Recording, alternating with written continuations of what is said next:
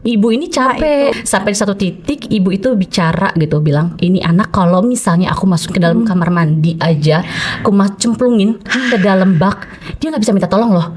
Selesai deh mungkin ya permasalahanku. Iya, dan kayaknya tuh kalau misalnya mereka mengeluh tuh dianggap ya udahlah jalanin aja, atau mereka minta bantuan ke orang sekitar atau ke suaminya sendiri misalnya gitu ya. Iya. Yaudah kan kamu ibunya.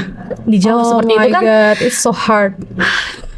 remuk ya, redam gitu. Iya. Dan Aku penasaran banget sih sama jendela ibu itu apa. Mungkin Mbak Iftah bisa cerita dulu nih latar belakang Mbak Iftah terinspirasi membuat jendela ibu.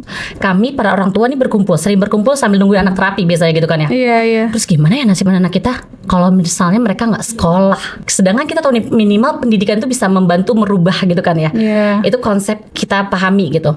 Terus di sisi lain ada orang tua yang sama yang juga berjuang bareng sama kita tapi dia lebih lama. Dia itu sudah 14 tahun. Saat itu Masya saya baru Allah. 5 tahun gitu ya. Dan di hari itu yang biasanya dia selalu mendukung kita para orang tua, ibu baru kayak gitu ya. Justru di hari itu dia malah bercerita ingin menyerah. Karena udah Lelah, lebih dari capek. 10 tahun. Terus ngelihat kondisi anak kok nggak ada perubahan, orang di sekitar kok nggak ngerti. Iya, dan kayaknya tuh kalau misalnya mereka mengeluh tuh dianggap ya udahlah jalanin aja, atau mereka minta bantuan ke orang sekitar atau ke suaminya sendiri misalnya gitu ya. Iya. Yaudah kan kamu ibunya. Dijawab seperti itu kan Oh my God, it's so hard. remuk ya, redam gitu. Iya. Dan sampai di satu titik ibu itu bicara gitu, bilang, ini anak kalau misalnya aku masuk ke dalam kamar mandi aja, aku cemplungin ke dalam bak, dia nggak bisa minta tolong loh. Selesai deh mungkin ya permasalahanku. Itu adalah wow, kataku ini nggak bisa dibiarin. Ini adalah sinyal kalau misalnya terjadi sesuatu, aku akan merasa bersalah dan merasa berdosa. Saat itu aku mikir pulang dari tempat terapi setelah kita ngobrol, Iya. aku nangis-nangis. Aku harus berbuat apa ya? Apa yang bisa aku lakukan gitu? Aku mendengar dan menangkap sinyal yang ini nggak baik loh, kayak gitu. Apa yang bisa aku lakukan? Akhirnya aku menceritakan hal ini sama suami gitu. Oke, kita coba bikin sebuah gerakan kecil yuk. Kita bantuin biaya terapinya. Kita bikin beasiswa.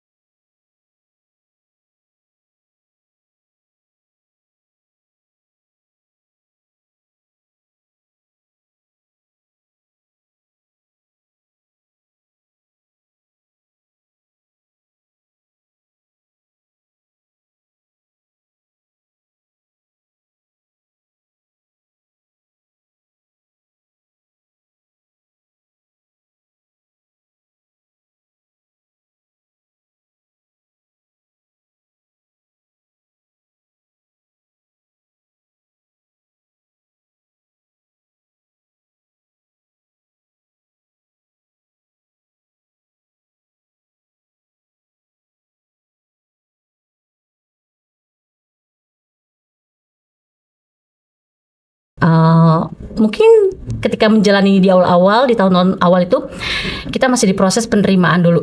Wah, penerimaan aja udah berat gitu Berat kan. banget pasti, betul. Buat mengakui bahwa anak kita adalah penyandang disabilitas aja tuh, aku sendiri jujur gitu ya, aku nggak mau nyebut anakku sebagai penyandang disabilitas di awal-awal. Terus kami para orang tua nih sering berkumpul sambil nungguin anak terapi biasanya gitu kan ya. Iya, iya. Terus gimana ya nasib anak kita kalau misalnya mereka nggak sekolah?